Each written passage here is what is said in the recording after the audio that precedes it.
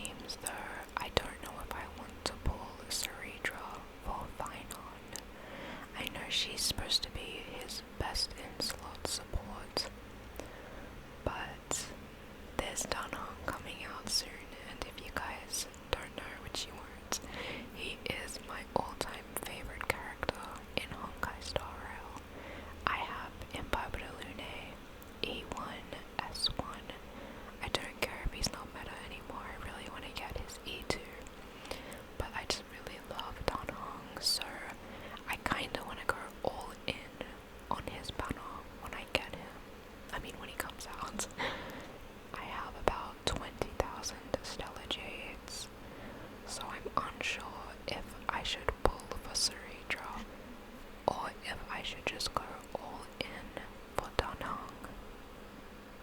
But I guess that's something that future me can consider. Anyways, I have loved Danang ever since I first started playing the game. I started playing Honkai Star Rail back in 1.0. I think it was a week or two after the game first came out when I joined, but I had been keeping up with the game before it released through the Honkai Star Rail Instagram account, because they were posting on there about the game. I remember being really excited about it coming out because I was a really big fan of Genshin Impact at the time, and I thought it has to be just as good as Genshin, if not better, since they're by the same company. So I was very excited to play it when it first came out. And honestly, I pretty much fell in love with the game as soon as I started playing it.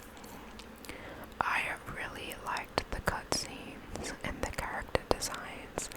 Like, I remembered seeing Kafka and being like, wow, this is gorgeous. Like, I really enjoyed the designs. I was really enjoying the story, and the cutscenes were just phenomenal.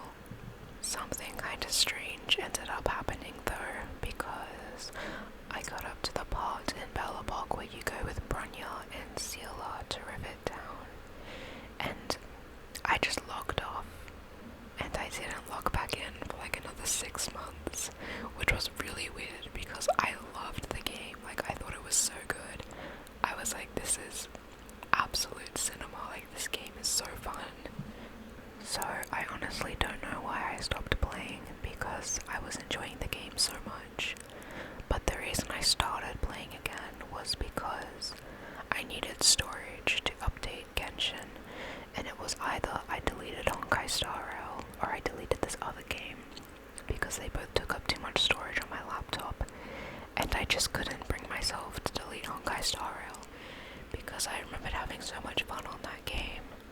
So what I ended up doing was deleting the other game, and then updating Honkai Star Rail. I think it was at version 1.5. I came back on Wawa's first banner.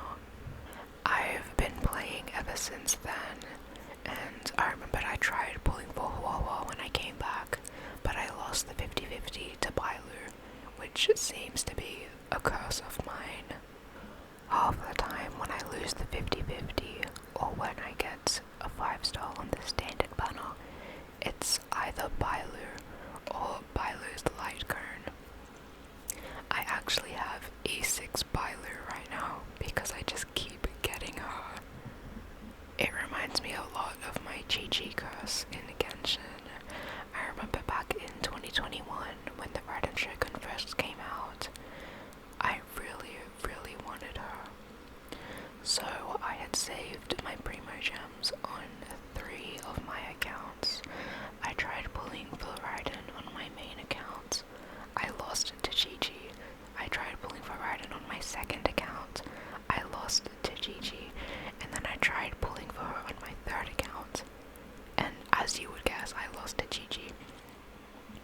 And I was so mad, especially because 2 of them happened on the same day, like 20 minutes apart from each other, and I was really mad. I was ready to crash out, and I'm not gonna lie, I have hated Gigi ever since.